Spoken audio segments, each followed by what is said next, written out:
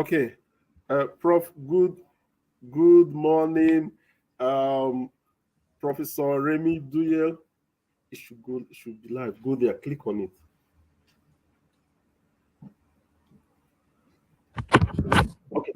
Okay. Sorry, I want their screen to. Okay, good. Yeah. So, Prof. Good morning once again, Professor Remi Duyile, international advisor. Yeah. So, Prof. Good morning once again. There's a delay.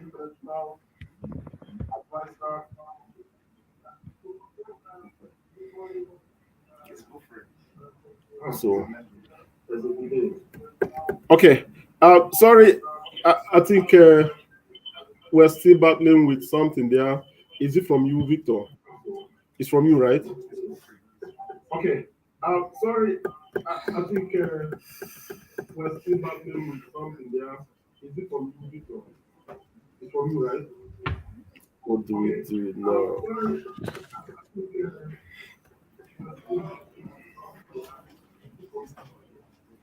What do we do? Change to that other network. Change to that other network. Change to that other network. Let's see if that is a problem. Quickly, change to that network.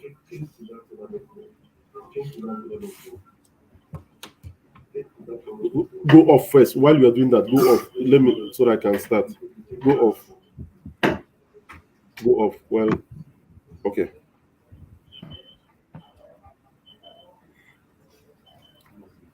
Okay, you are off, right? Ajay, use your own. Bring your own.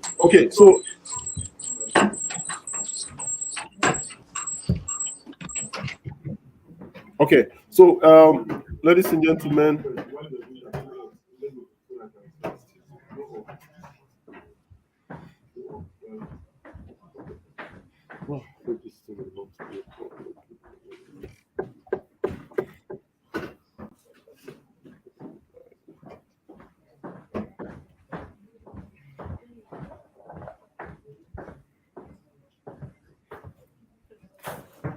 okay.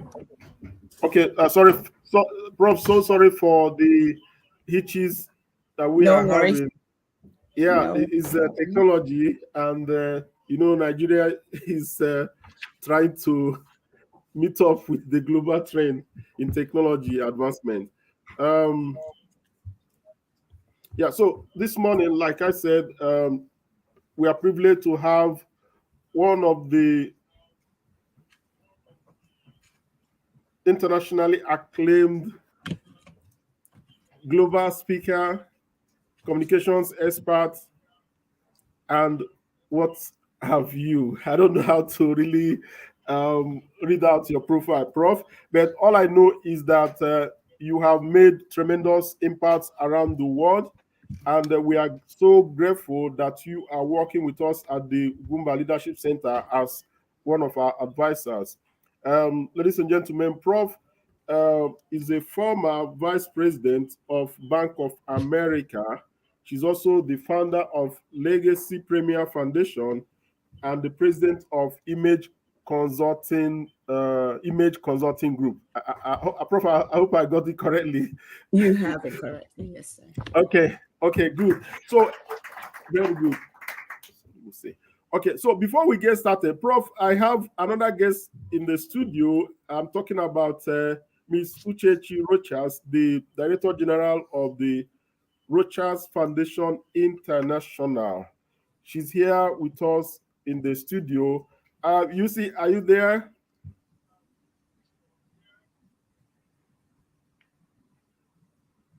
Okay. Before she joins us or before she responds, Prof, I'm sure you can see some of the students. We are trying to provide a device that will help you also see the people you are talking to. That's why we're having the technical hitches. I'm sorry for that. I'm sorry for that. So, just like I said, Rochas Foundation is not new to you because I know about that. This is one of the foremost educational organizations, charitable organizations in Africa that is supporting young people training in education, offering them scholarships, everything scholarship, books, materials, medical care, and everything you can talk about that a student needs to succeed in his academic pursuit at the secondary school level, even at the university level. So since inception, the Rochas Foundation has trained over 20,000 children from families of the less privileged across the continent, starting from Nigeria. So as we speak this morning, you're going to be meeting with the African students that just graduated from the Rochas Foundation College of Africa. Rochas Foundation College of Africa.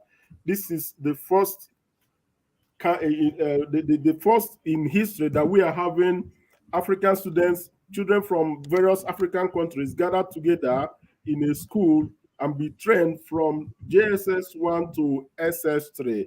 This is the first set of this college, and that is why we are trying to prepare them for the future that lies ahead of them as upcoming African leaders. So this morning, Prof, is a privilege to have you to speak to them. Last week we had a session like this, and today it's your session. So thank you so much. While we wait for the big screen to come on, please, I don't know how we're going to do it because they may not hear you from what we have now. We're waiting for the big screen to come on so that they will be able to hear you. So yeah, please take your time to get set up. That's fine. I understand. Okay. Sorry about that. Help them. Because they need to hear her, and they can't hear her from here. So they're all in one room? Yes, they are in one hall. Yes, ma'am. Yes, ma'am. So, but we need the big screen so that when you speak, they will be able to hear. And how many do we have total? 45. Okay, we have 45 here right now. No. Okay. Oh, still lagging.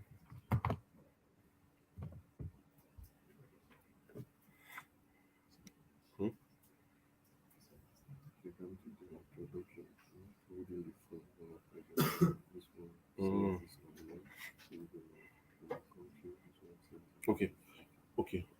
You're connected, have you? Okay. Sorry, ma. I think maybe while we wait, let's see if they can do individual introductions. The much we can take before you start. Can we do that? Okay. Quickly? Sounds like a good plan. Yes. I think the first set can do.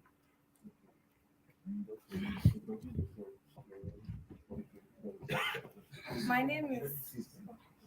Go ahead. My name is Sia and I'm from Sierra Leone. My name is Simon Akol from South Sudan. My name is Ali Ture from Gambia. My name is Aman from Ethiopia. Good morning, ma'am. My name is Philip Garan and I'm from South Sudan. Thank you. I'm Yakubu Anna from Nigeria. I am Julian from Congo. Good morning, ma'am. My name is Garki from South Sudan. I am Lucy from Ethiopia. Good morning, Ma. I'm Radis from Ethiopia. My name is Sanusi Mohammed from Nigeria. My name is Ada from Liberia. My name is Usman. I'm from Gambia.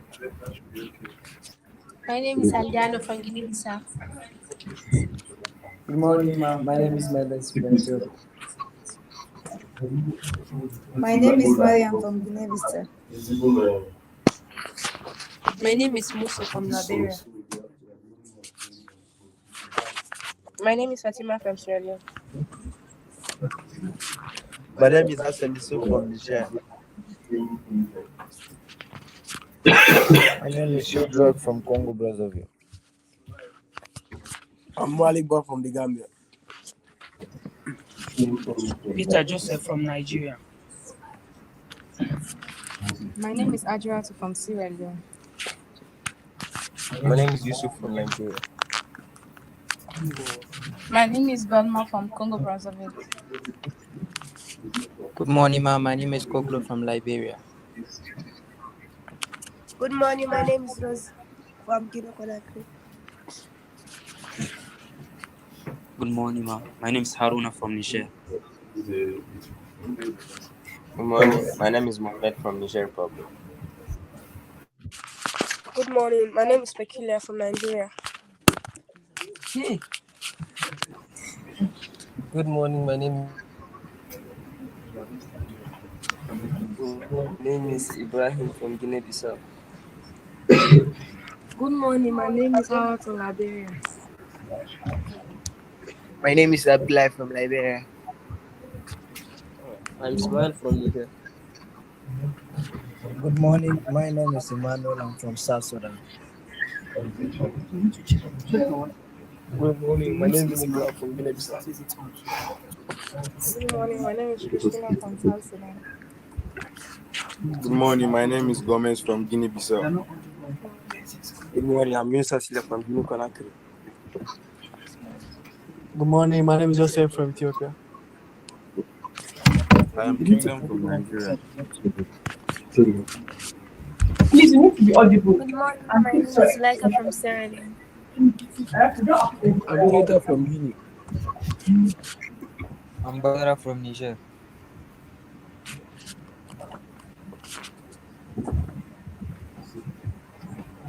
Okay, we're done with that.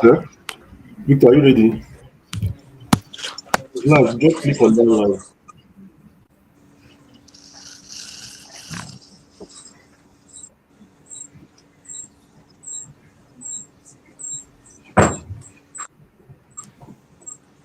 Do you want me to go ahead or Yes, to acknowledge this? I'm sorry. Yeah, just 1 minute now. Okay. We'll go live. I mean, sorry, you come on to speak. Victor, remove that thing, man.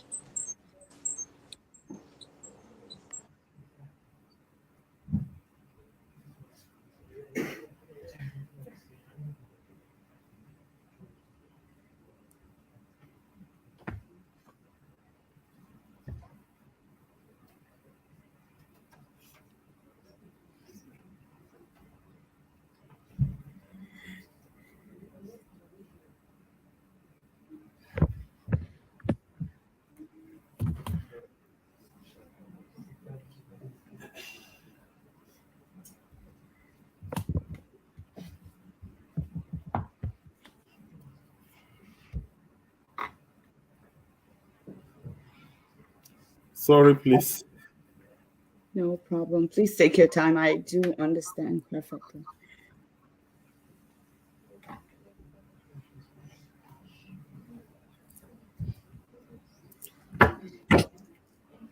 What is it again? What's wrong with your network?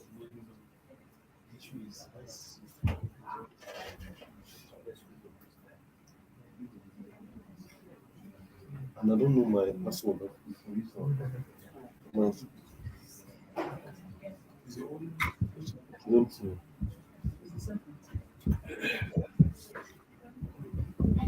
Good life is out. Good life, that's it. You need to continue. Continue.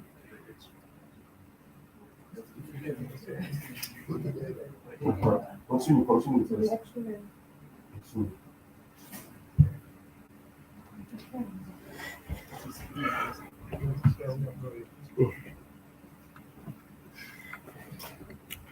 You already know?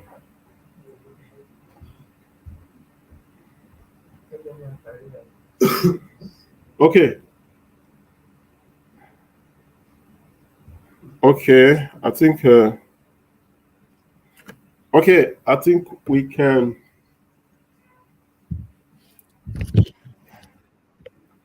Oh. Where is the mechatronics engineer? Come on, fix this thing now. Come on, fix this thing now, mechatronics. Well, I have one that wants to study mechatronics engineering, so I'm calling him to come and help us fix this. Put into work, right? Practical. Practical work is allowed. Yeah, right? so I'm inviting him to come and help us fix this. That's right. Teamwork makes the dream work. Yeah. No problem. So we can go live now, B. Okay. So, sorry for taking your time. So, can we get started now? Just start. The much we hear from you, we take, so to say. Okay. So, Mommy, can you take over now? Sure. Congratulations to all of the graduates that I have had the distinguished honor of meeting this day. Congratulations to each and every one of you.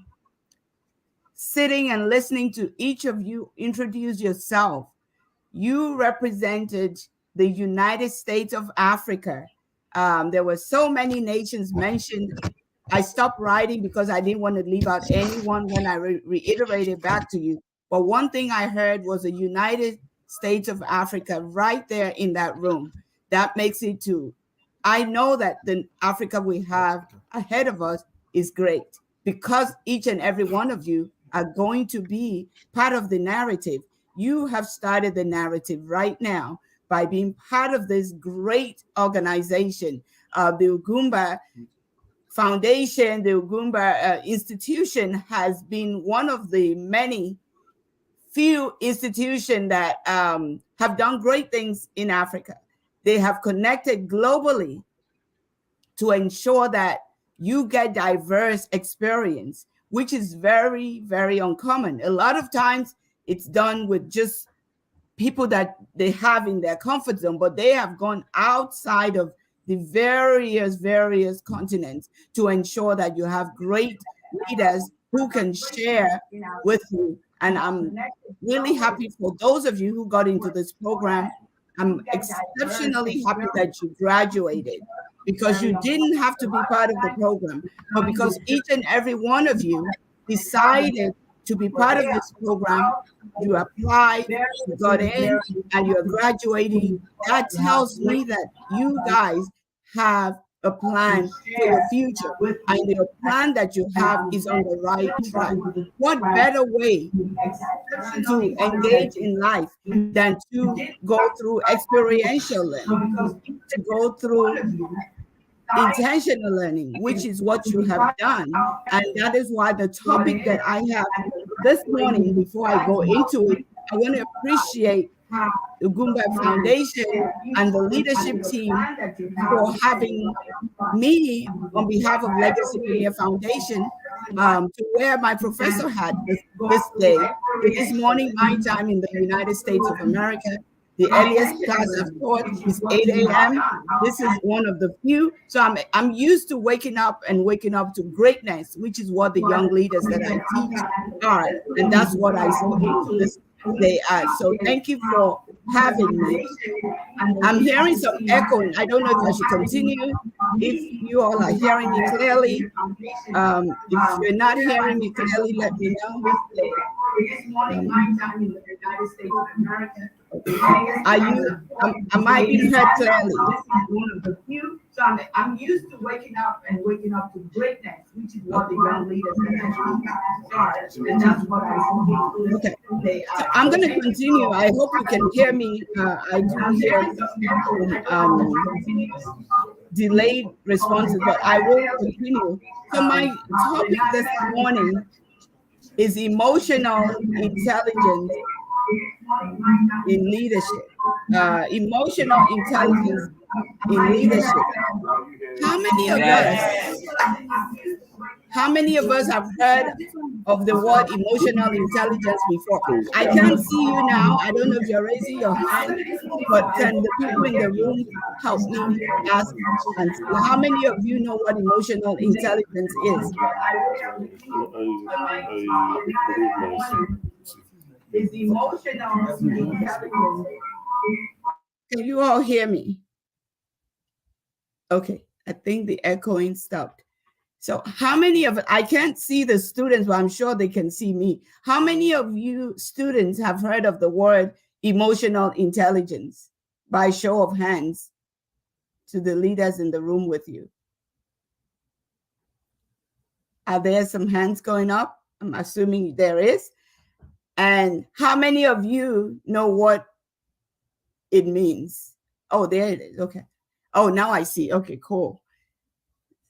So should I continue with my, okay, now we have the clarity. So I'm definitely going to want to see some interactions with my students. I was saying earlier that we have the United States of Africa in the room.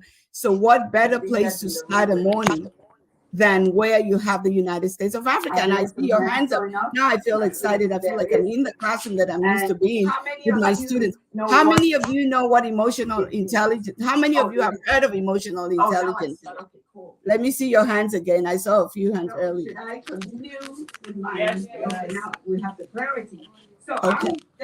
And how many of you know what emotional intelligence means? Anybody? I was saying earlier that we have the United States of Africa in the room. Okay, so I am in the right room with the right leaders who I'm going to be engaging with. I will give you a little story about me and then go into why the topic of emotional intelligence is very critical to me in life. As an African that migrated to the United States of America some 40 years ago in quest of education, getting here, of course, the culture is different. So it takes a little bit of adjusting to be culturally engaged. You can be smart, but there are some things you have to engage with. So engaging in America was not something that was very easy for me personally. Being a child that grew up in Africa, I was not a very talkative, I was very quiet. It was very difficult for me to engage as much as I need to. But one day, Lord and behold, upon graduation and working in corporate America, in Bank of America to be specific, I had an engagement with one of my supervisors who said to me after my review, that Remi, you need to read a book on emotional intelligence. And I'm wondering, I'm thinking in my mind, what could he mean? When I heard the word emotional intelligence, I'm thinking, I wasn't emotional in the meeting. I wasn't emotional in our engagement. Why is he telling me to read the book on emotional intelligence? He said, read Emotional Intelligence by Daniel Goleman. I thought he said Daniel Coleman. And of course, because I didn't hear what he said well, it was difficult for me to find the book. I came back to him. Can you all hear me? I don't know if I'm talking to myself or if you can all hear me. Can you all hear me?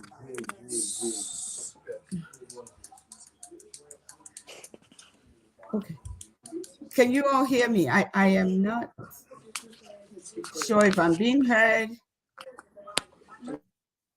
Oh. Okay. Can you all hear me? Yes. Okay.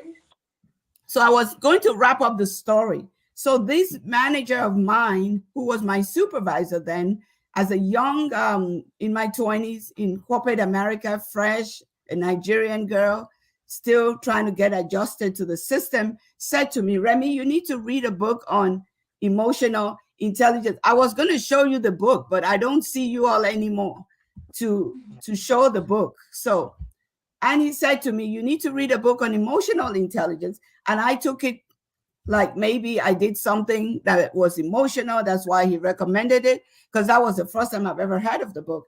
And what did I do? I ran to the store thinking I can get the book. And he said, Emotional Intelligence by Daniel. He said Goleman. I thought he said Coleman. So I went looking for Daniel Coleman. And of course, you know, I wouldn't find it because the author that wrote that book is Goleman. So immediately he said, Remi, it's not Coleman, it's Goleman. Because I was curious to see what was in the book since he recommended it. And emotional sounds to me like, yes, I'm a woman. I'm doing what I'm supposed to do.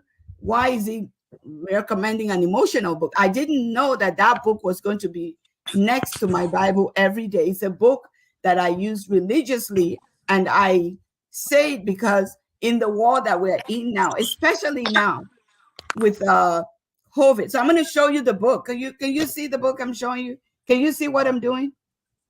Yes. Okay, this is the book, and I still have it next to me. So he said, "Go man." So you can see it says "Go man." I thought he said "Go man." So I was not able to find the book, and he was nice, seeing a young African girl that he saw that was very passionate about work and all that I do. He said, "Remi, it is Goldman, not Coleman." So of course he got me the book, and I've been reading the book ever since. What does emotional intelligence mean? A lot of us understand that leadership is a hat that can only be worn by someone with a caring heart, H-E-R-T. You can only be a leader that has a heart to wear the burden of leadership, because it comes in different shapes and sizes. It comes in different ways and forms that you cannot even imagine. It comes with magnitude of opportunities. It comes with magnitude of challenges, but all in all, because each and every one of you in this room, I'm representing the United States of Africa, makes it worth every minute of it.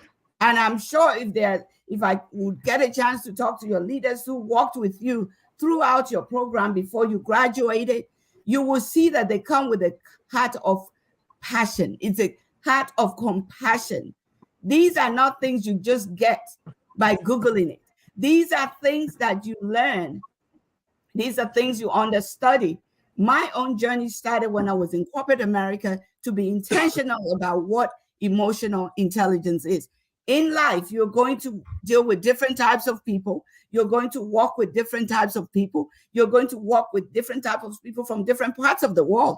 Even as Africans, we still know that there are some cultural differences between our various countries. If the truth be told, there are some things that we do differently, but that doesn't make one better and makes the other not as good. What is important is us understanding ourselves, understanding the values that we carry, understanding the priorities of life that makes us tick, understanding for you guys who are graduating, understanding that learning never ends. Yes, you can have the high school, you can have the college, but there are some ongoing lessons that can only be taught in settings that you have today. So I'm going to define what I have as emotional intelligence. And that simply means it's the ability to understand one's emotions and also channel those emotions in ways that affect us and those around us positively.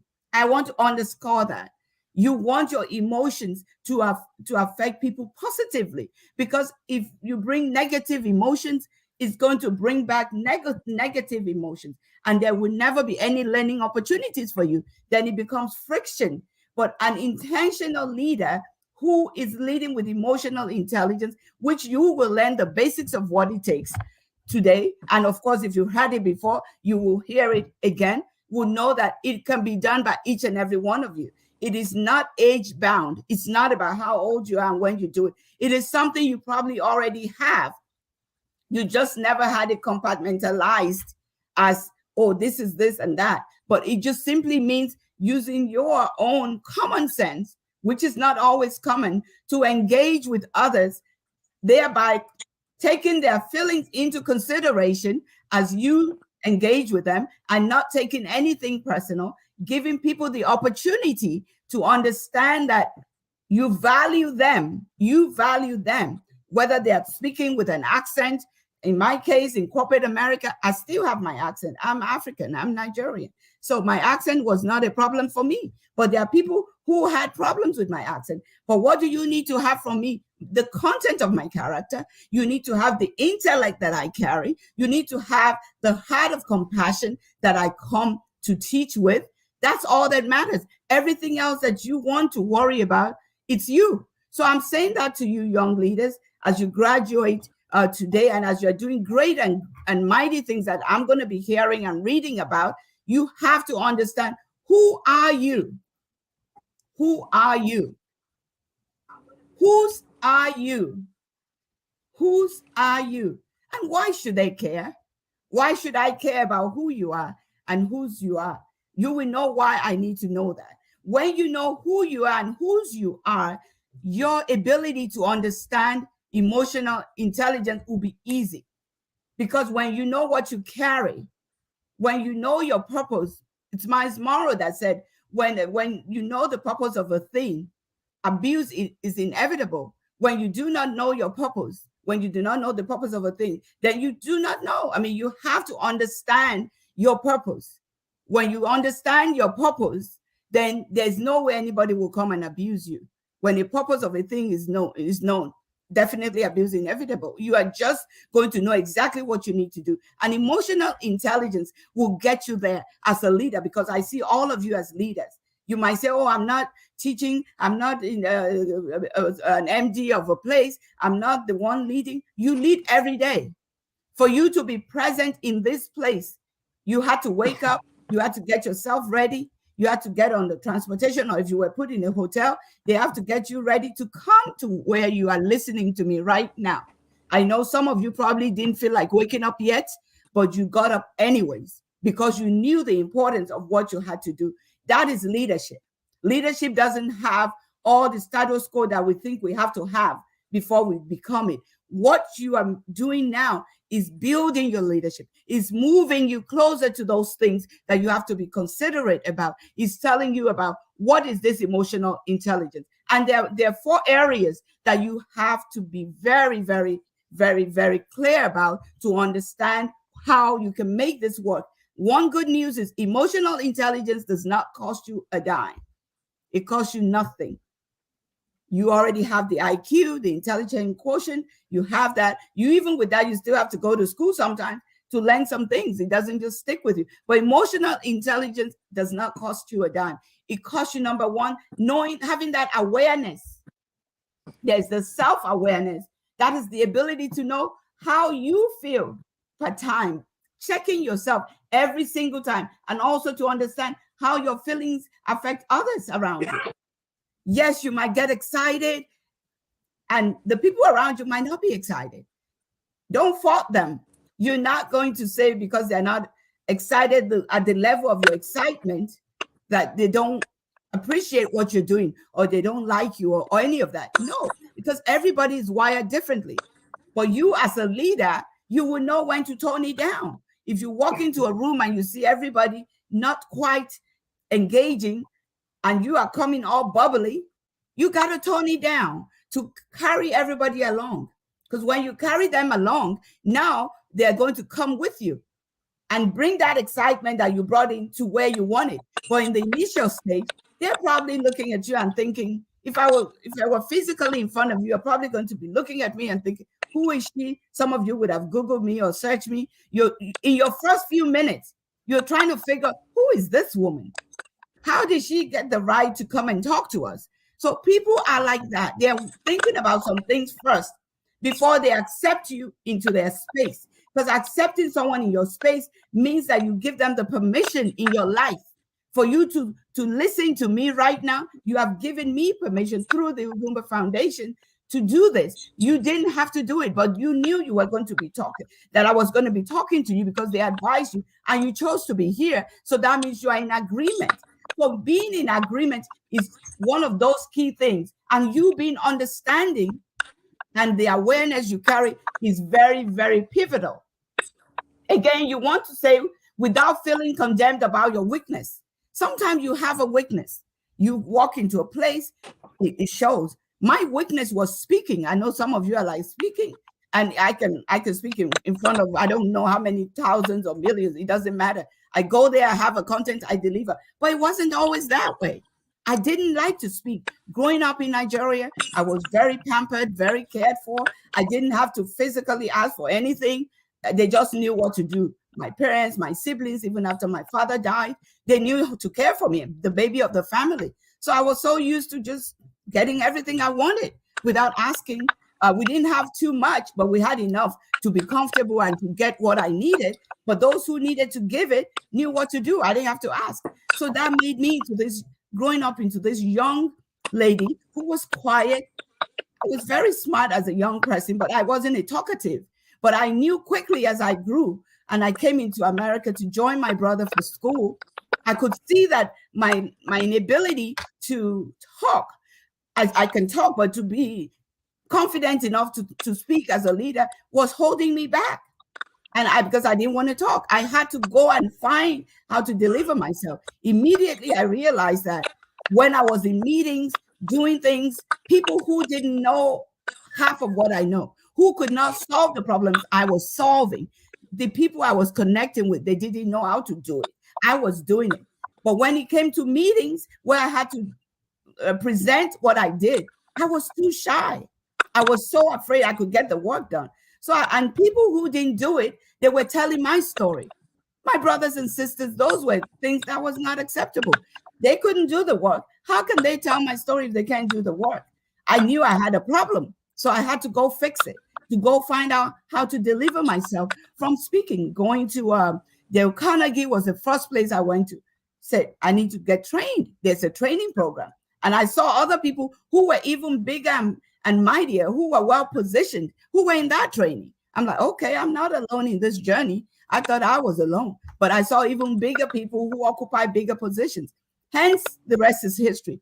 Got my voice, went to Les Brown, did a lot of things to get my communication power in order because I had so many stories, so many experiences that the world has to listen to. And there's no way that anybody can tell that story but me. So now that is in the past. But it took me understanding my weakness to go and find a solution. So I'm talking to you this morning as you're graduating. You cannot have everything that you want. There are still some areas, even throughout the training, you will see some of your peers do one thing or the other, and you're probably thinking, I wish I can do that. How are you doing it? Ask them. If you can't ask them, find out what you can do to see how to get your voice. If yours is speaking like mine, you can do it. If it's anything else, the internet has made it very easy for us. And my next point that also will help you with your emotional intelligence is self-regulation. It involves managing and controlling your emotions. Guys, people will step on your toes. They will give you a look that will make you feel like you are nothing. They will give you an elbow that will make you want to fall down when they're just trying to tempt you. They will call you a name that you have never heard that makes your spirit sink and make you feel like you are nothing. Those emotions, as a leader, when people dish out things like that to you, you have to take a deep breath. You do not react with the same negativity because that's a negative vibe. When you're minding your business and somebody decides to call you a name that's not yours, that's not nice. Rather than you struggling to talk back to them, you want to be quiet. Hold your peace. It's hard, don't get me wrong, but that's where your power lies. It doesn't mean that that person doesn't know that they've done wrong because they did it intentionally anyways. Maybe you are doing something, they see the future, they see your greatness. They're like, let's rock the boat of Remi. Let's see how she will react to this. And I believe that your positive reaction adds value to you. If you now respond with maturity, with ability to still continue the conversation, even inside of you, there's this holy anger. There's this butterfly flowing around and you're thinking, how dare this person do this to me? But you didn't show it in action. You know why? If you showed it in action, Other people watching might never have seen that person say anything negative to you. They might have been very subtle with it. You know, there are some bullies in school sometimes, whether it be high school, primary school, university. They're bullies. They're just people who try to intimidate you. Why do they intimidate you? They don't intimidate people who are not going anywhere. They intimidate people who they see greatness in. So if you leave this auditorium understanding that the only reason sometimes when people pick on you, they see the greatness that lies ahead of you.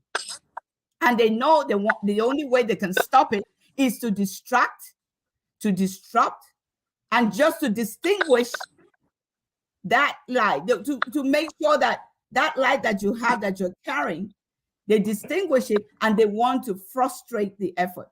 But because you understand self-regulation, nobody can make you speak right now if you don't want to speak. Nobody. God has given us that power to know when to hold our peace and when to speak. So you can always control what comes out of your mouth.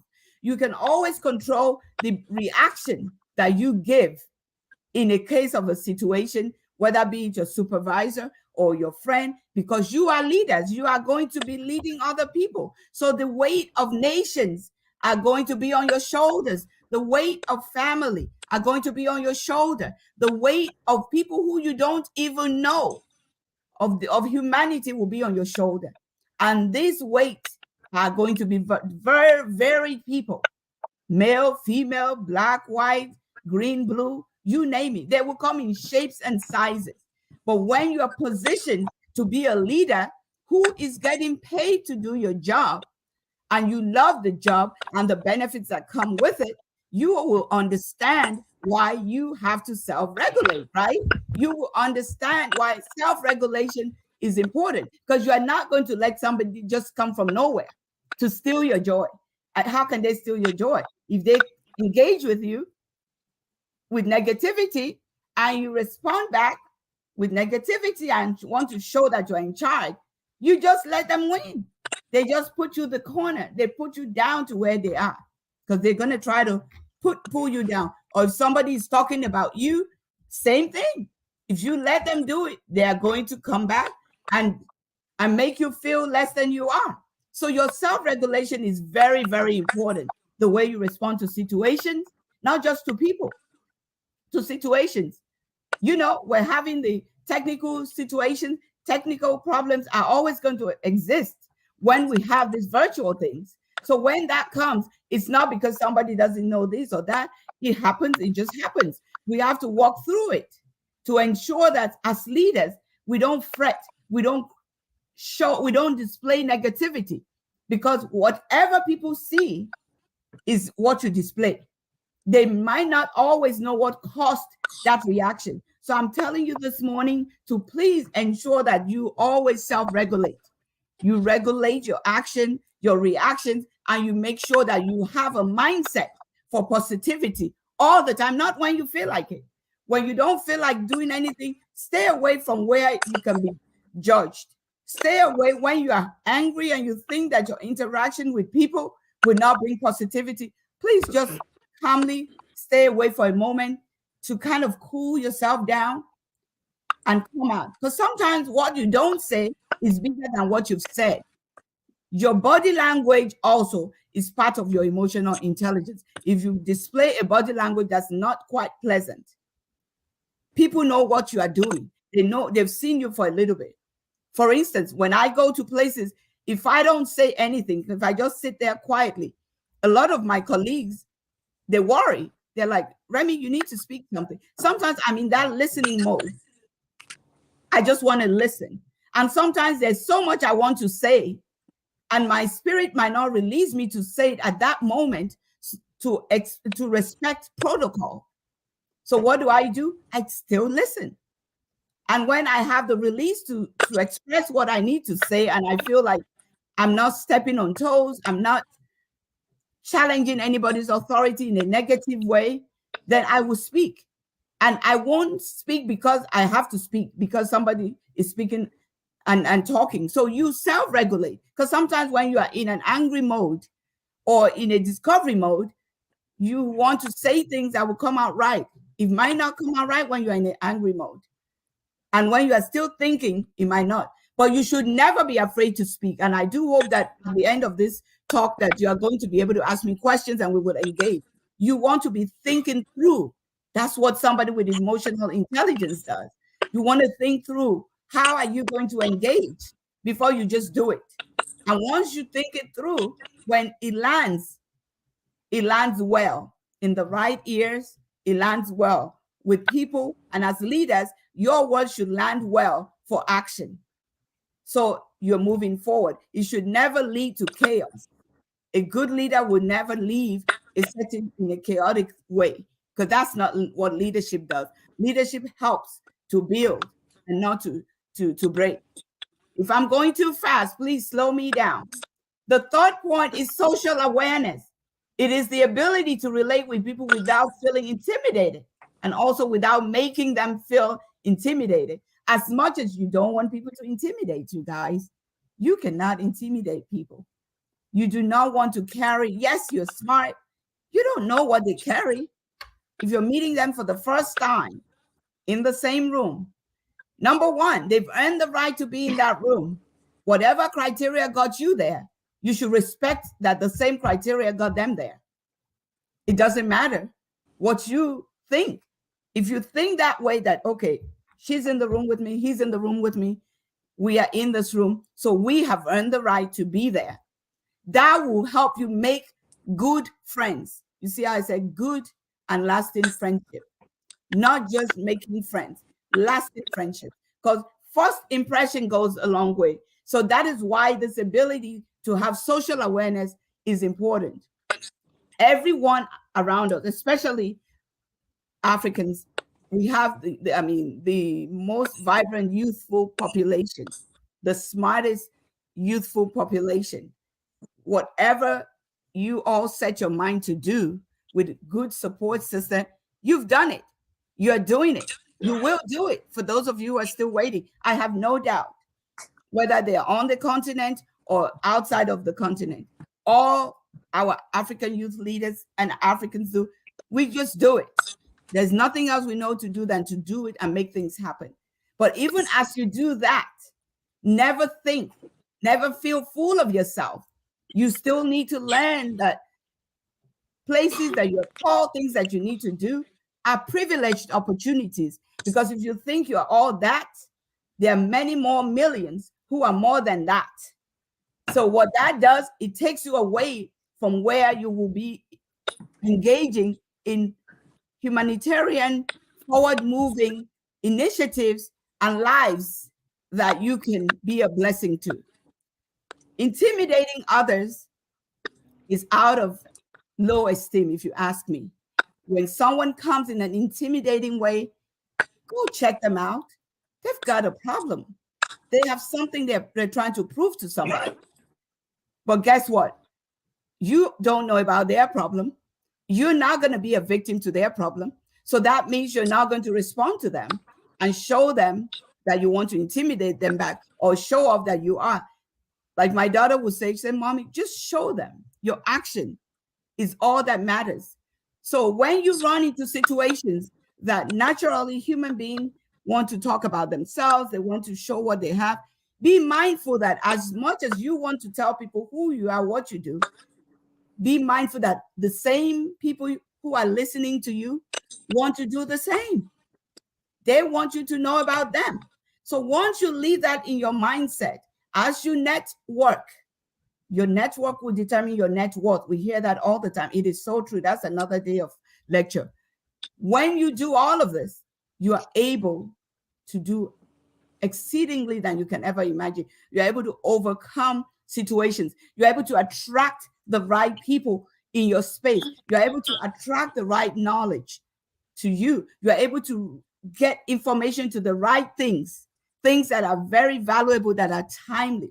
When you have that social awareness, the ability to understand that, yes, you're great, yes, you're smart, so are other people, and giving them that privilege, even when they don't come across as smart as you are. It's okay. They might not be smart as you are in this area, but there might be another area that you don't know. I joke it when I talk to my clients. I have a lot of clients who are in the medical and in attorney space. And I joke and I tell them, you know what? I'll never know what you do in the medical space. I'm not very interested in that because that's not my lane. I won't know what you do in the legal place, and that's not my lane. But I know what I can do in the finance space, and I know what I can do in the human capital development space. That is where my lane is, and that's what I do. So when they're doing their own thing, I cheer them on. I celebrate them. I don't get intimidated. I don't wonder like, oh, how are they doing it? How are they not doing it? They've done their homework. I did my homework to show up. You have to do your homework to show up. So never intimidate people. Instead, you've got to come prepared. You plan and you position. When you do all of that, you are going to see your genius showing because you have used your emotional intelligence to harness your genius. And because you have used your emotional intelligence to harness your genius, you're going to always stand out and you will be distinguished and you will be attracted and you will attract scholarships. You will attract great men and women who will mentor you. You will attract great opportunities to volunteer because you have to have a spirit of volunteerism. The same thing you're enjoying now as graduates, you need to be able to come back and give back and come maybe help with the technology when they are setting up or do something that will help so other lives can be touched. Because there's no amount of money you have that can be enough for humanitarian work. It's going to take each and every one of us, once we get what we need, to come back. We have to learn, earn, and return. You learn, earn, and return. It goes round the circle. So you've got to remember that. And I know I'm looking at the clock, but if you permit me to finish, I know we started a little later, so I'm going to finish. The next point is empathy. It is the act of showing kindness to people simply by being concerned about their well-being. It involves listening to people with the intent to understand. Isn't that funny? Don't we listen to understand? Look at how that sentence says, with the intent to understand. So that tells me sometimes you just listen to people because you want them to ramble off. And I guess sometimes we, the women, we do more talking than the men. I've been married for almost 35 years. And there are times that you're conversating and your spouse is not quite there because they're in another zone. And you're going and you know they're not listening. And they're saying, I'm listening, but you can see the disconnect. And sometimes it happens in places of work. But this is telling us as leaders, we have to listen with the intent to understand, not just sitting down, you're texting or using your phone. It goes with you too. You're talking to somebody. Give them the respect. That's not the time to be answering your phone and saying you have an important call. That person in front of you, if you gave them that appointment, let that appointment count. Let them have undivided attention for that. So your empathy, you're a leader. Your employee has a situation that they're explaining to you that's going on. Maybe it's a child situation. They have a daycare problem or something that you're not old enough to even have your own children yet, but you are a leader in a place. You have to understand where they are coming from. You should not disconnect and say, well, I can't feel what they're feeling. A leader has to learn to feel what whoever is talking to you is feeling. You empathize. You make sure that you're listening. You're trying to understand as they're speaking. And when you don't understand and you have to have them repeat themselves, you make sure that you ask humbly so they know that you're asking for clarity. You're not asking just because you want to make them feel intimidated or to embarrass them. You're asking for clarity. And be sure to say, Debbie, I'm asking, I've heard you. Can I reiterate what you have said? This is my understanding of what I've heard you say, but blah, blah, blah. You say whatever that is and let them know. And if it's not, they will reiterate it. So you have a clear understanding. Because when there's clear understanding, guys, it's easier not to offend people. When you're all on the same page, when you are transparent, when you are there to be intentional, to find the good in somebody, you are going to find it. If you're there to be able to find bad things about them, you will find it. But let our home be that we're looking for that intentional good work, WORK, not WLK. Work that they are doing that you will use to give them a pat on the back and say, good job. That inspires them. That could be a collaborator. That could end up being somebody that you collaborate with, because you can't be alone in this journey. Leadership is lonely at the top, and we can all rise together, and together we can do much more if we understand all this basic stuff. And like I said, it does not cost you a dime. The last point is motivation. Everyone needs motivation. An emotionally intelligent person knows how to motivate herself, himself, and also how to motivate people around them. Of course, you can say motivation is not just when you come and do the dog and pony show and you're loud. I mean, the way you carry yourself, you walk in with a smile, you say good morning. If you have to shake hands, you just greet people with warmth. That sets the tone as a leader. In this day and age, people might have the pluggers in their ears. They walk in, they don't even see you. They can smile, or you are talking to them, they can't hear you. You don't take it personal. When people walk in and I say something and they don't hear, especially my young people, immediately I see I'm looking for their ears, because I'm used to being around young people. I teach in the classroom and I have 3 of my own children. So I know that sometimes you are zoned out. You can't hear when you have that. When they walk into the classroom and say, good morning. When they don't respond, I know that the pluggers are in their ears. So when they finally sit down, when it's class time, I tell them, because all I'm teaching you now, I teach finance. I believe that every youth that I have to engage with, we have to teach them some basic principles of life. So I say, you know what? I just greeted you. You didn't hear me. Oh, I'm sorry. I said, I know you do. But there are some people who don't watch and see what you have. They might think that you just didn't want to respond because you're coming in for the first, it's the beginning of a relationship. You're starting the semester or what have you. And they say, oh, I'm sorry. But they have to be told, because they don't know. But are you always going to be lucky to be told? Maybe not. Some people would take it against you. But you as a leader, you will do the right thing. You want to motivate people. Motivation doesn't mean that you have to be the most hyper person in the room. It doesn't mean you have to be the most talkative. You can be quiet and still motivate people. There are actions that you can give that will motivate. There's one-on-one chat, one-to-many, one-on-one, ways that you can motivate people. Maybe somebody who is your subordinate or your friend or co-worker gives you a conversation of what they are going through. Your ability to connect with them, to hear what they have to say, validate what they have to say, and to make your own input for positivity, to inspire them, to give them hope. That too is part of leadership. I know you're thinking, I wasn't paid to be a faith-based person for counseling. You are everything. A good leader is caring about the totality of their staff, of their employees. They're not just thinking about the bottom line. Guess what? Yes, you think about the bottom line, but you better think about your people.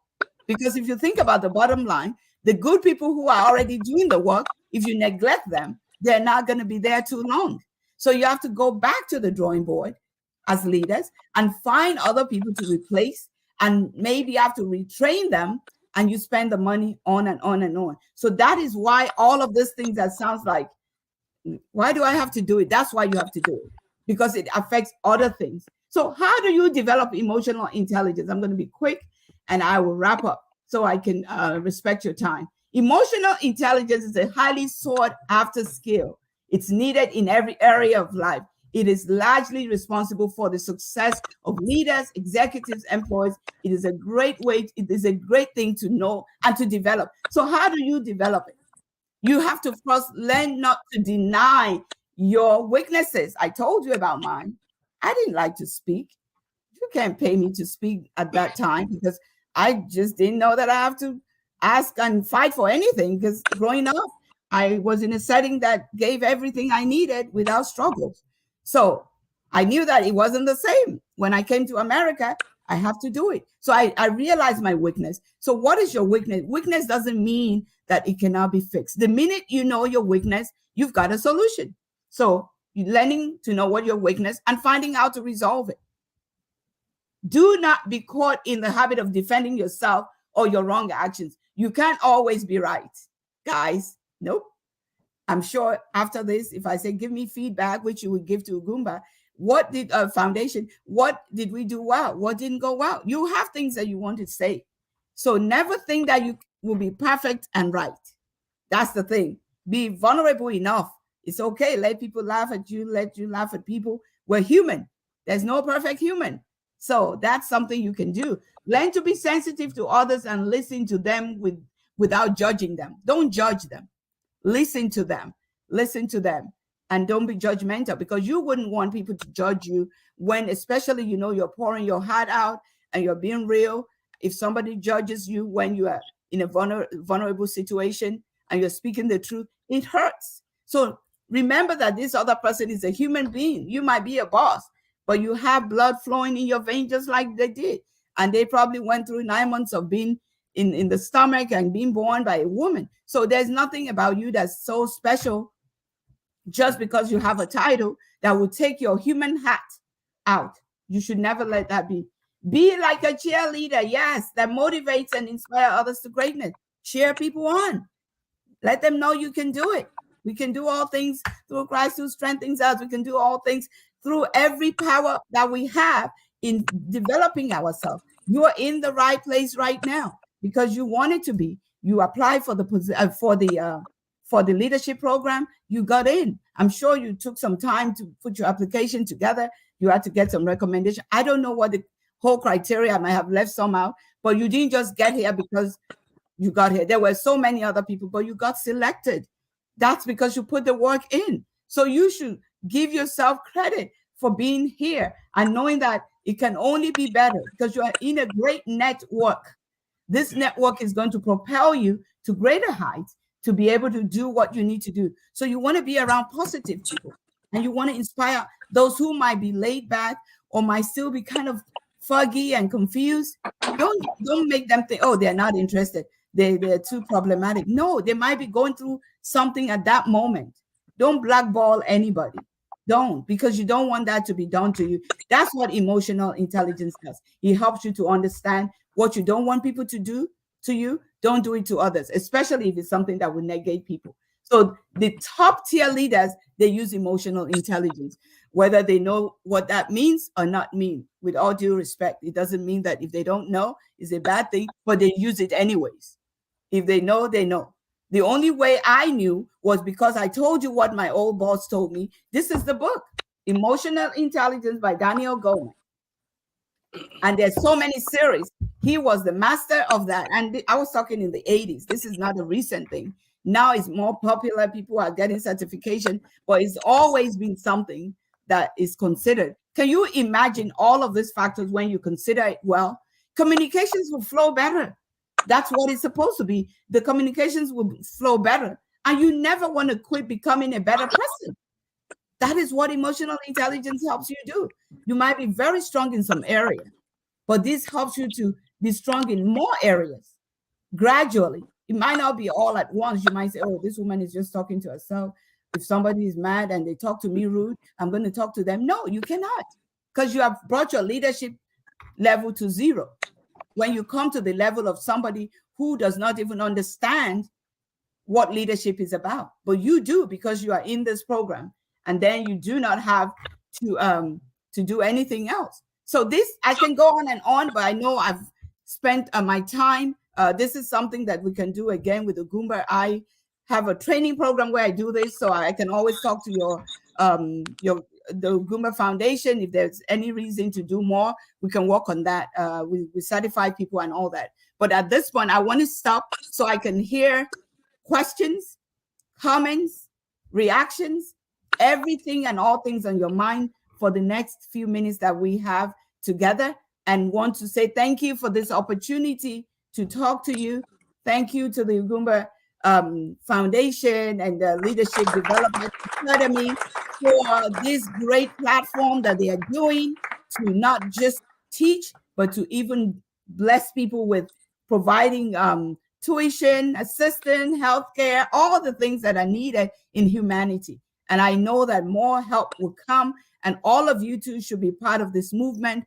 Once you've gotten your learning now, you're going to earn. As you're earning, you're going to return to serve on their boards, to serve and bring your companies to know about it. That's what makes life go on. So I say thank you to you all. God bless you. Let's stay engaged. The future is bright. Go Africa. Africa youth, we've got the power.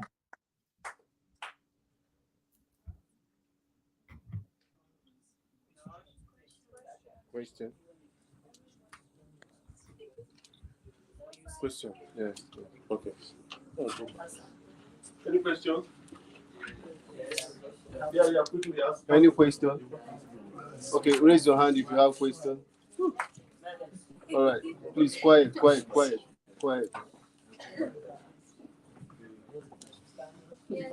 Okay, stand. First person, you introduce yourself, your name and your country, then ask your question. My name is Meles. I'm from Ethiopia. Ma, I didn't get the right of the name of the book. The right of the book. Oh, okay. Daniel Goleman, Goleman.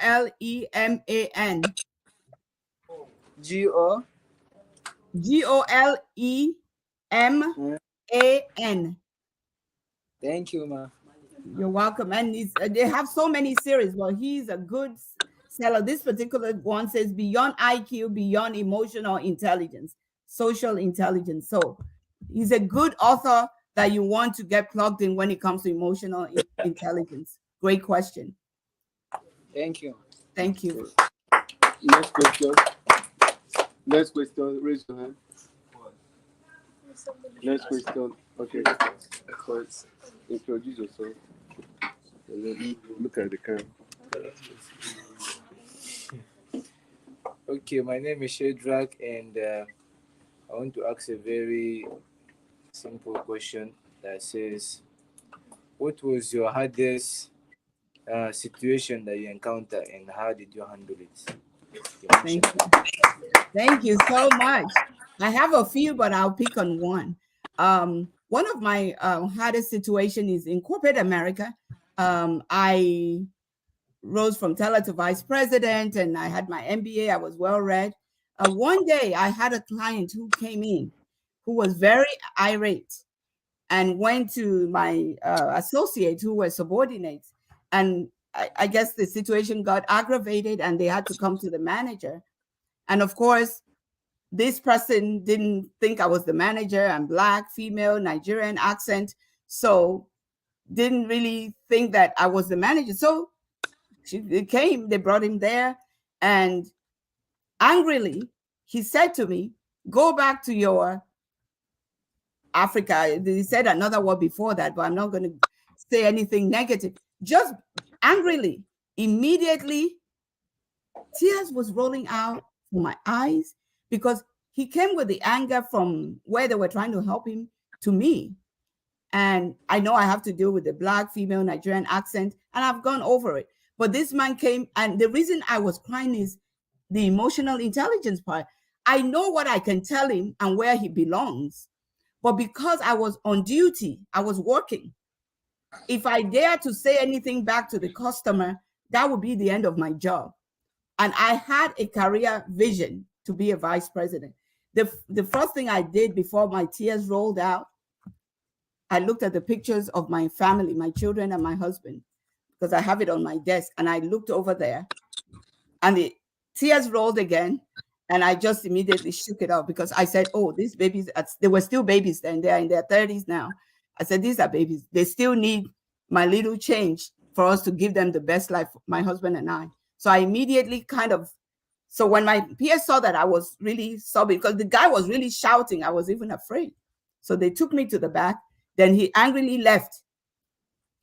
And then as I was coming down, they came to call me and said, Remi, you need to come out. The customer wants to see you. Then now I'm thinking, does he really want to beat me up, or what exactly could it be? And then, of course, I went in leadership now. I have to set the stage, even though the tears roll because I wanted to say things but I knew I couldn't. If I said anything, the customers that were in line, they were not in the office, in my office area. They wouldn't know what he said to me. But when I would respond, I would have been yelling. All they would hear is my yelling. And they would have called the corporate office. My job, they would tell me to leave the key and I would be done. But rather than going through all that, I played it. I said, okay, let the tears. And I came back out. Long story short, he said to me, he said, ma'am, I'm so sorry. He said, I just left the house having a quarrel with my wife. That it was a very deep, heated conversation, that you were the first place I came. He said, I'm so sorry. Please forgive me. I see you here all the time. You're always, he started saying what I know I do. Immediately I said, thank God for emotional intelligence. Thank God that I didn't yell back at him. By the time he came back, I would not even be at my desk. A customer would have called our corporate office, the CEO, and said, here is a manager here. We don't care what went on. These are words we had us say. So that was the hardest, because I wanted to tell him where he belonged. The holy anger was in me, but I had to get it over with. So that is one that I know resonated with me, and that got me a lot of kudos, because later the customers who called when he was yelling at me, when the corporate office was calling, I was able to explain that he came back, and that, of course, they already knew I was a leader anyway, but that was a test of leadership at the grassroots, and that could have ended my career. So that's an example that I can share that I think is real time, that you all can relate to, and it can happen to anybody. Thank you. Any other question? Any other? Okay. Your name and your country. Sorry. Focus on the camera. Okay. Good morning, ma. My name is Meseret. I'm from Ethiopia. My question is, for instance, now if I am someone that consider and care about people's feeling too much, what's your advice for me? Because this thing happens to affect people's life daily. Yes, thank you. Great question. It's a good thing to care about people's feelings. It's also very important for you to also validate your feelings. It can't just be the feelings of others. You just have to understand it together. I hear that question, and being a woman too, I understand sometimes the care that we nurture with people, we don't want to over nurture it. We want to care, but we want to balance it so that people don't take advantage of our caring heart. There has to be a boundary. And it's a good thing to care about people, but there has to be a boundary. There has to be a standard that you set, especially as a leader. If somebody's coming to you every time with same line of story, and that you have to always bail them out, you've got to be able to have a conversation to let them know, yes, you care, and let them know why it is important that they show up and do their part and not make excuses, because as much as you care, you have a goal as a company, as a leader. You have a goal. You have other employees who are also part of the movement of making the goals happen.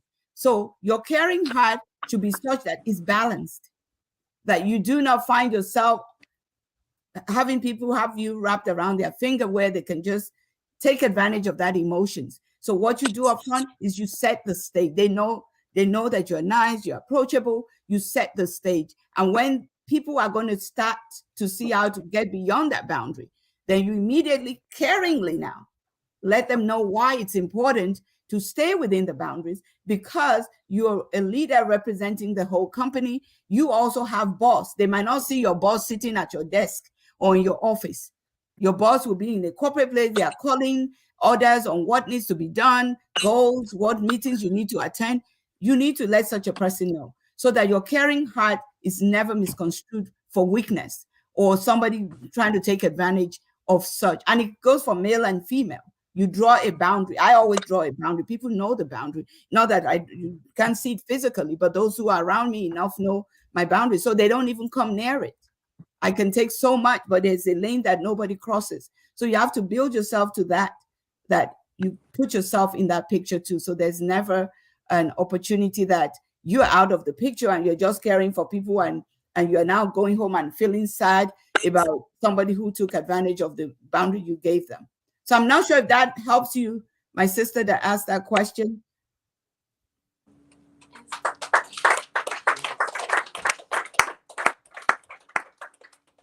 Any other question? Okay. Introduce yourself. My name is Gomez. I'm from Guinea-Bissau. So my question is, you're a black woman. So how did you succeed to be the vice president of American Bank? Yeah, thank you so much. Thank you. Yeah, you know what? I call it that I had 4 strikes, black, female, Nigerian accent. So just being black woman is 1 strike. I had 4. So the 4, I know it's funny. The 4 are things that's my value proposition. First thing is to validate who I am, whose I am. I'm black, I'm female, I'm Nigerian, and I have accent, and I'm proud of it. So what you have to do is do the work, WRK. Like I told you, when I was weak in speaking and didn't like to speak, I went immediately found what I needed to do so I can have the ability and the confidence to communicate. I'm always going to developmental things that will help me to stretch my network. I'm not always playing around people who are my equals. I want to be stretched. Is it comfortable? Not all the time.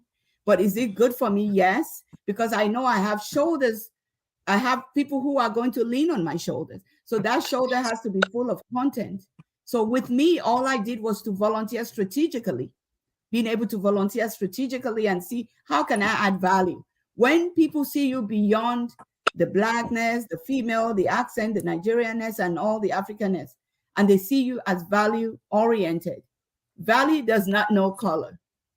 Value does not know anything. So what you want to do is to be able to build yourself, fool yourself up, fill it with all of the knowledge, all of the greatness that you can fill it with, and distance yourself from negativity. Distance using your energy for negative things. All of this might look boring, but as you grow older and wiser, it's so enriching. You can pull from different fountain of knowledge, because who filled that fountain? You did. You filled. So what I have done, and I'm still doing, is constantly engaging myself in knowledge, not just classroom knowledge, experiential learning, being in places, in positions, volunteering, being on boards. So I'm able to change the narrative. I'm able to advocate for people who ask the same question you ask.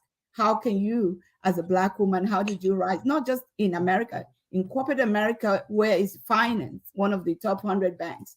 In those days, not even these days where they are making it compulsory that you have to have diversity and inclusion. It was the hard old days, but it was still done through God's grace and through hard work and perseverance. And that's how you would do that. And yours might not be Black. I know even in Africa, we still have our biases. There should be no excuse for anything that we want to do. Nobody can stop you but you. So that was my belief, that if I put the work in and I'm able to serve the customers, give them good service, do whatever I need to do to add value to their lives, they will stop worrying about the color I have or what have you. And that's what happens. Do they still try to play on your intelligence? Of course. Do you put them in their place? Yes. You know, you just have to be confident enough to know what you know and know that you're ready to share, to engage people so they know the level of intelligence you carry. But again, emotional intelligence. You don't spill it all out in once. If the opportunity permits, you kind of present it. So you never want to intimidate anyone with your accolades and your credentials. You don't. They will find out. Yeah. Any other person that has something to say? Okay, very much. Your name and your country. Okay, good day, ma'am. My name is Velma. I'm from Congo. Okay, my question is, as a leader, you know, you put the interests of the people first in mind. And if actually you show interest for the people and you want the betterment of the people, but you realize that the people really don't want what you want to impacting them, like they kind of reject you and you find it difficult to back up. What can you do in that situation? Sure. Yeah, leadership. Thank you. Great question. Thank you so much. Leadership is a tall order. It is not for the faint-hearted. One of my mentors, John Maxwell, says everything rises and falls with leadership.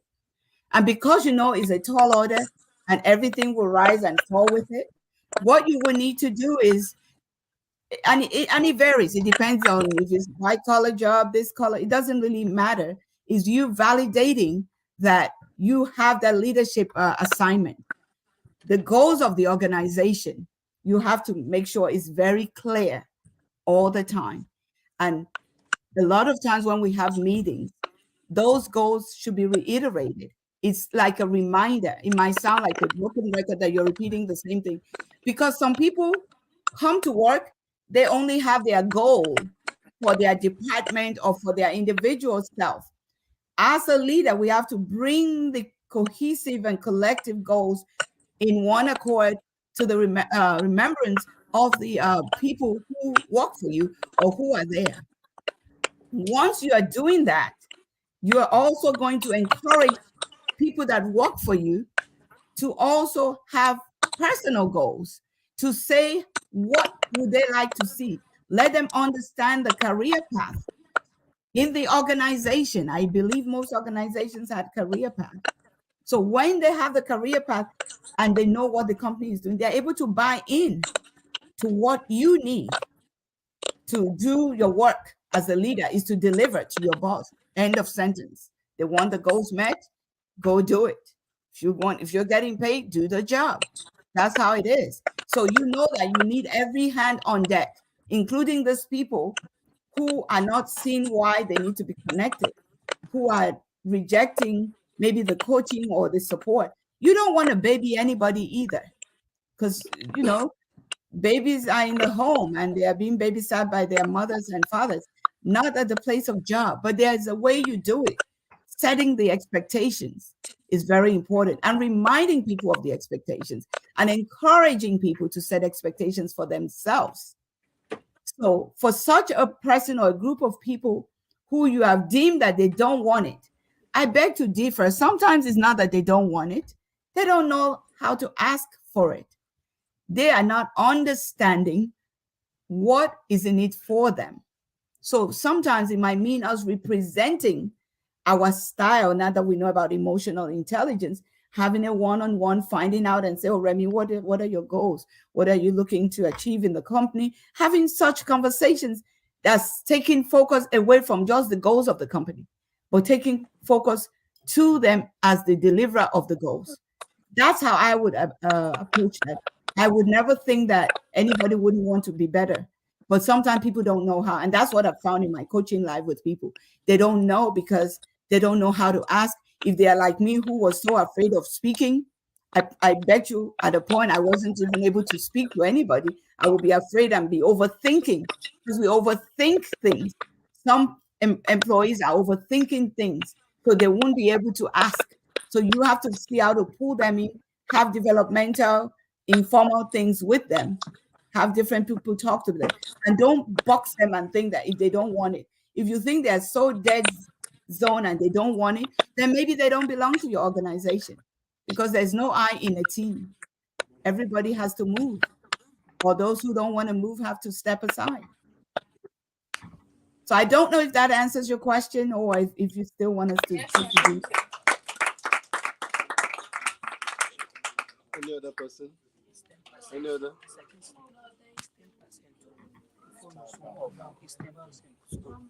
Okay. All right. My name is Ibrahim. I'm from Guinea-Bissau. I wanted to ask, what are the possible outcomes if a leader lacks emotional intelligence? Ooh, thank you. Great question. Great question. You've heard the positives of the why you have to have it. Can you imagine if someone is a leader, doesn't consider their fellow colleague or associates, subordinates' feelings? Can you imagine how that could lead to confrontation? You walk into your boss's office and you're trying to explain something to them about what you're going through, to show why you haven't been able to do one thing or the other, and the boss doesn't listen to you. Maybe they're fiddling with their phone, and finally when they say anything, they say Brahima, and they just talk to you like they haven't even heard anything you said. Two things would happen. You might get up and cuss them out. It might cost you your job. It might lead to confrontation. So the lack of emotional intelligence is too costly. I don't even know where to begin it. If you can't empathize with people, you can't motivate, you can't have the social awareness, you don't empathize, it's like not having a heart. You cannot lead without a heart. So when you don't have emotional intelligence, it just means you're a human being living without a heart. And if people don't have a heart, they are going to have a high turnover. I want to keep it real to the corporate setting. They will have high turnover because some employees are going to walk away. Good employees are going to leave you. Yeah, they will leave the money, but you will have to pay money to recruit and retrain, and they will leave you again because you will do the same old behavior of lack of care, and people will leave you. Not only will they leave you, your name will be smeared. They will have your company's name might go down with you as an individual who is messing it up because of your attitude. So I think it's too costly to just envision, especially when it's not that it costs money. It doesn't cost money. We're saying do to others what you want to be done to you all the time, every time. So that is how I can underscore that for that question.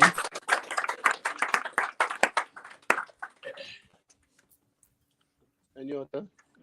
Okay, no other. Thank you. Okay. Okay. So. Okay. Thank you, sir. Prof, it's been wonderful listening to you. No, take it. You can move on this.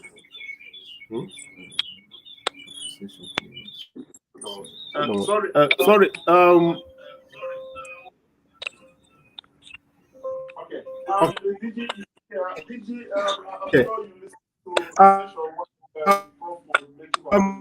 The DG is here.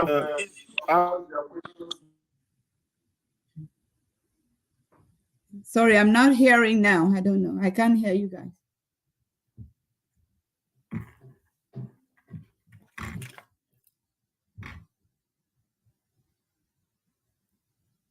You're mute. Okay. Okay, can you hear me now?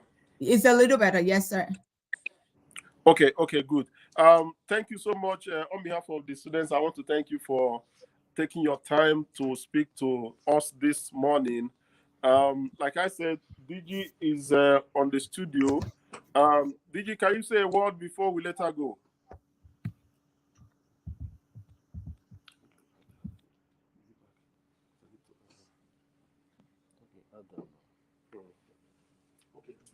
One of the students can say.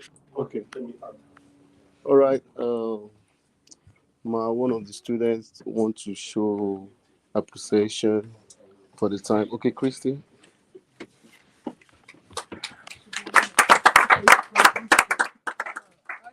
once again, my name is Christian Amon Thomas. I am from South Sudan.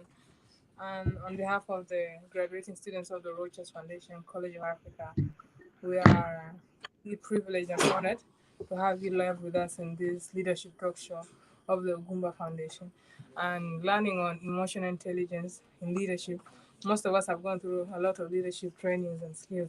And then every time like we feel emotional, we feel like it's the right of the people around us to have the emotional intelligence. They should allow me, I'm emotional, I should act the way I want to. But today we have learned that it's our responsibility to have the emotional intelligence. Once again, thank you for having us and giving us your time. Thank you.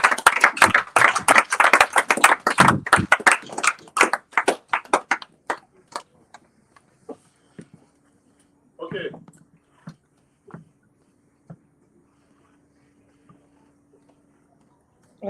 Hi, can you hear me? Yes, I can. Yeah, DG, over to you now. Okay, good afternoon, everyone. Good afternoon, Professor Remi.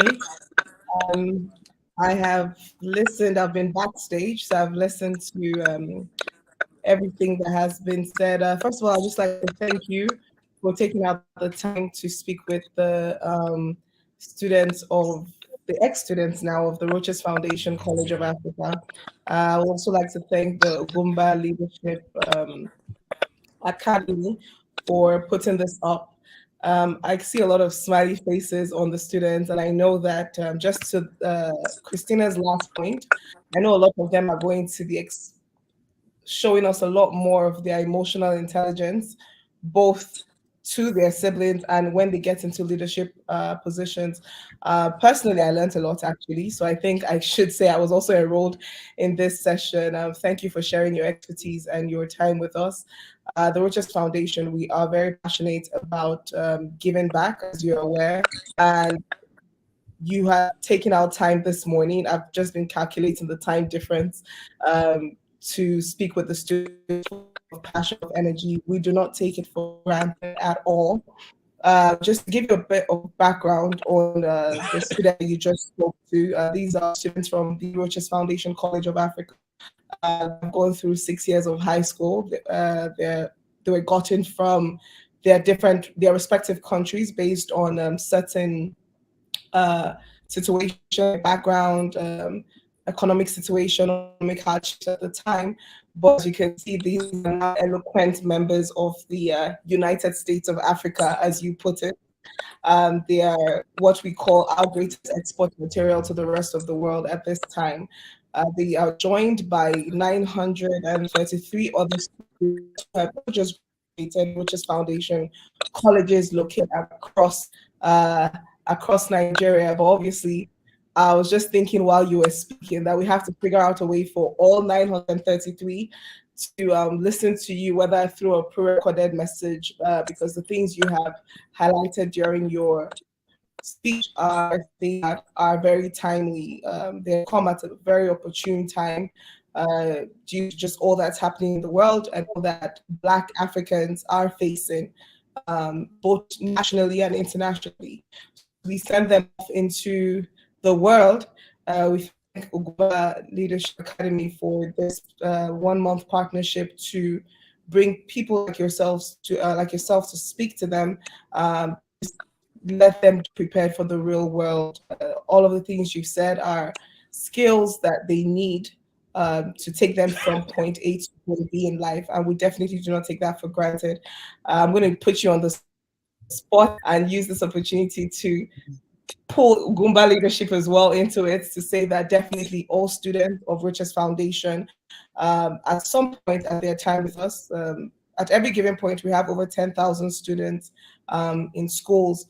At some point, I think we have to bring Professor Remi back to speak to them, because these are things that if the average man in the streets of Nairobi or even Morocco, if they knew these facts, they will be able to just excel with whatever situation they find themselves. So thank you very much, Professor Remi. Thank you, Mr. Remi. I think I'm going to change my today to Remi so that I could possibly just be part of it. But thank you so much. And may God bless you for the time you've taken out. And I know the students are going to be eternally grateful for this. And I will definitely communicate this to the president of the Rochas Foundation, His Excellency Senator Rochas Okorocha, and share with him the footages from today to see how much impact the students have received from yourself. So thank you so much and wish you well. Thank you. Thank you so much. Thank you.